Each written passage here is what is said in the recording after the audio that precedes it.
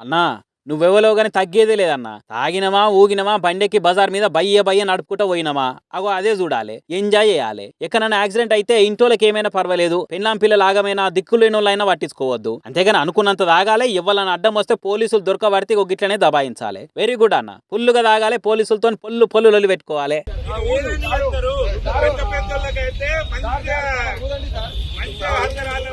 అబ్బా భలే పాయింట్ పట్టుకున్నవే. పెద్ద పెద్దోళ్ళని పట్టుకోరు మమ్మల్నే పట్టుకుంటారా అని మంచిగా అడిగినావు గానీ, పెద్ద పెద్దోళ్ళు తాగి బండ్లు కార్లు నడిపి యాక్సిడెంట్ చేసుకుంటే వాళ్ళకి ఏం కాదు. కడమోలు కొన్ని రోజులు ఏడిచి తర్వాత మంచినే బతారు. కానీ మన సొంటోళ్ళు అట్లా చేస్తే నడుస్తుందా అని కుటుంబం మొత్తం ఆగమవుతుంది. పెండ్లాం పిల్లలు దిక్కులేని వాళ్ళు అవుతారు. అయినా పెద్దోళ్ళని పట్టుకుంటేంది పట్టుకోకుంటేందే. నువ్వు ఇట్లా వాదిస్తుంటే పోలీసు వాళ్ళకు ఉండే ఉపాయం వాళ్ళకు ఉంటది. మాట్లాడుతుంటేనే మూతి ముంగట బ్రీత్ అనలైజర్ పెట్టి తాగింది ఎంతో రీడింగ్ చూసిండ్రు. నేను తాగినా అవసరమైతే ఫైన్ కడతా, జైలుకు పోతా, మీకేంది అన్నట్టు పోలీసులను బెదిరిస్తున్నాడు. తాగితే ఎక్కడి నుంచి వస్తుందో ధైర్యం గానీ కొద్ది కూడా బెదిరుతలేడు మానవుడు. ఇంతెగిరినా తాగింది దిగేదాకనే అనేది పోలీసులకు తెలుసు. అందుకే ఓపిక బట్టి రీడింగ్ చూసి ఫైన్ వేసి బండి సీజ్ చేసిరట. కరీంనగర్ లో తెలంగాణ చౌక్ కాడ డ్రంక్ అండ్ డ్రైవ్ చేసిన పోలీసులను గీతిగా తిప్పల పెట్టిండు ఓ తాగుపోతన్న. అయినా తాగుతే ఎవరు వద్దన్నారు గానీ ఎటు పోకుండా తట్టు చూసుకొని తాగాలి. అంతేగాని పుల్లుగా తాగినాక రోడ్ ఎక్కొద్దు కదా. డ్రంక్ అండ్ డ్రైవ్ చేసేదే తాగి బండ్లు నడిపి ఆగం చేయొద్దని. ఒకవేళ యాక్సిడెంట్ చేస్తే వాళ్ళకు ఒక్కలకే నష్టం కాదు, మంది పానాలు కూడా తీస్తారు. అయ్యా వద్దురా బాబు వద్దురా అంటే ఎవడింటాడు. తాగుతారు, పోలీసు వాళ్ళకి దొరికి ఇట్లా లొల్లి లొల్లి చేస్తూనే ఉంటారు.